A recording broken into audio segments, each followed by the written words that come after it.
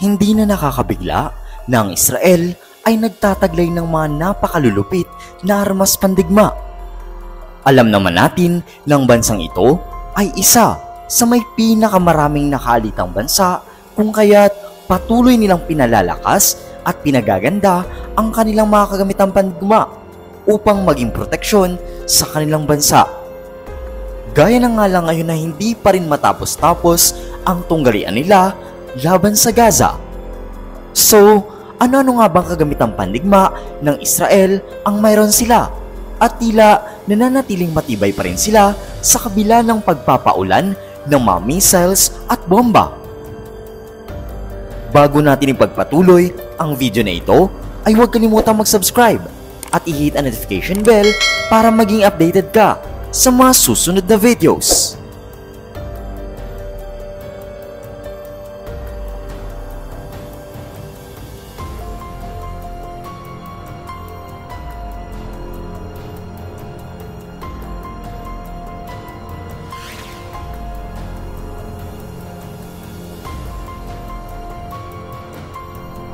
Ito ang isa sa pinakamalakas na armas ng bansang Israel. Ang David Sling weapon system ay kilala din bilang Magic Wand.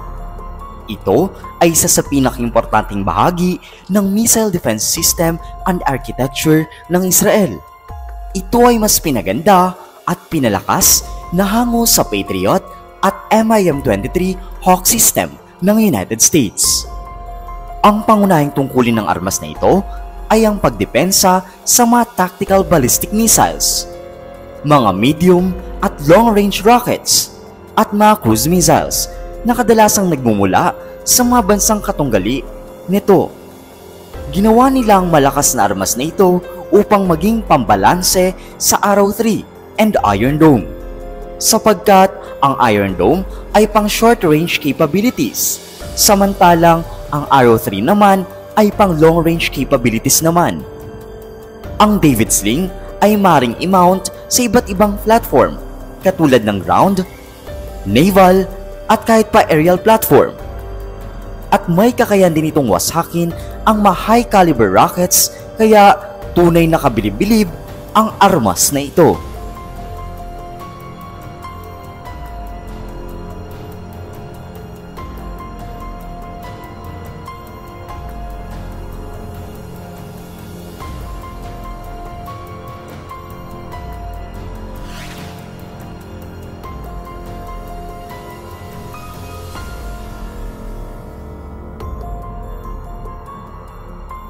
Ang Iron Dome ang isa na marahil sa pinakatanyag at malakas na armas ng Israel.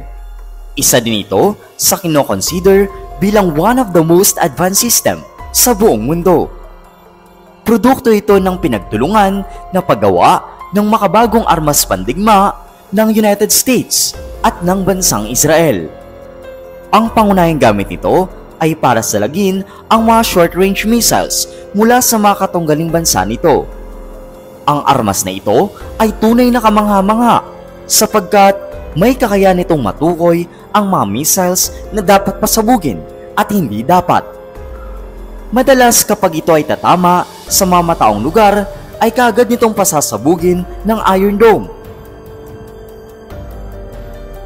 Kung kaya, ito talaga ay kapaki-pakinabang bilang proteksyon ng mga mamamayan na nasasakupan ng isang bansa. Ngunit kung ito naman ay tatama sa mga lugar na kakaunti lamang ang tao, ay wala itong kakayahan na salagin ang mga paparating na missiles, sapagkat ang isa sa dahilan nito ay napakamahal kasi ng battery upang mag-operate sa mga ganitong klase ng armas.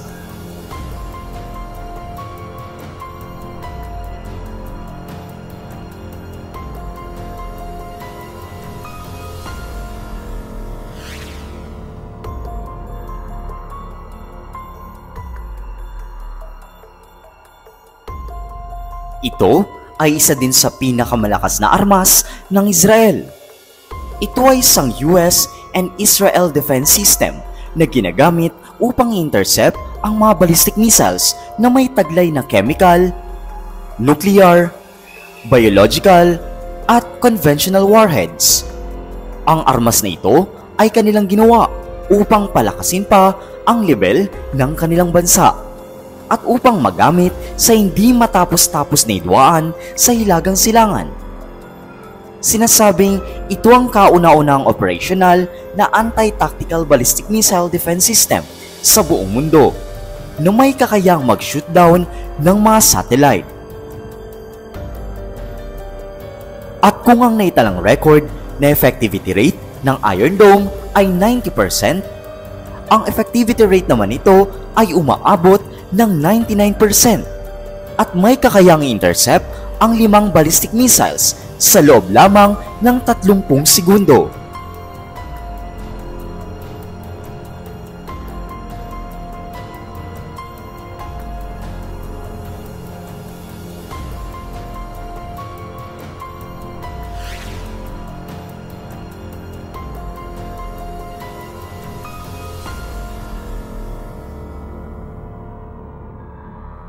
Ang isa pa nga sa pinaka-asset ng Israel ay ang Harmar Mantis.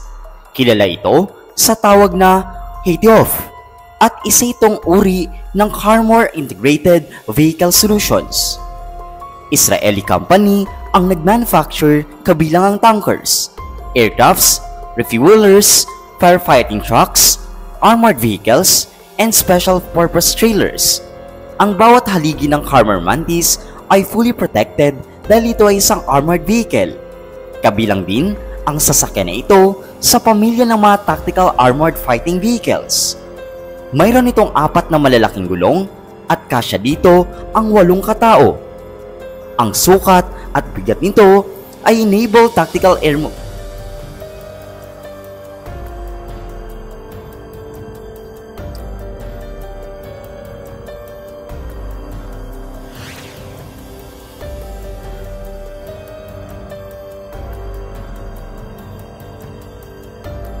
At ang panghuli na isa sa pinakamalakas na armas ng Israel ay ang Cisaron.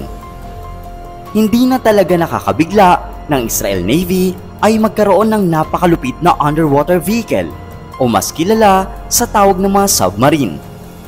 Ito ay nagawa noong 2014. Ang disenyo ng pagkagawa nito ay cylindrical hull na mayroong blade sa dulo. Ito rin ay mayroong 3 main control surface. Ang upper rudder nito ay may double fixtures. At hindi katulad ng ibang submarines, ito ay hindi kaagad na detect. Ito rin ay mayroong side scan sonar. Hindi rin kinakailangan ng kapitan sa barkong ito sapagkat ito ay isang unmanned vehicle. Ang layunin ng submarine ito ay para maging isang intelligence gatherer. Sa kabuuan nito ay maring gamitin upang maging espiya upang madaling magapi ang kanilang kalaban. Kumukuha ito ng mga impormasyon na kanilang magagamit upang mapagbagsak ang kanilang mga katunggali.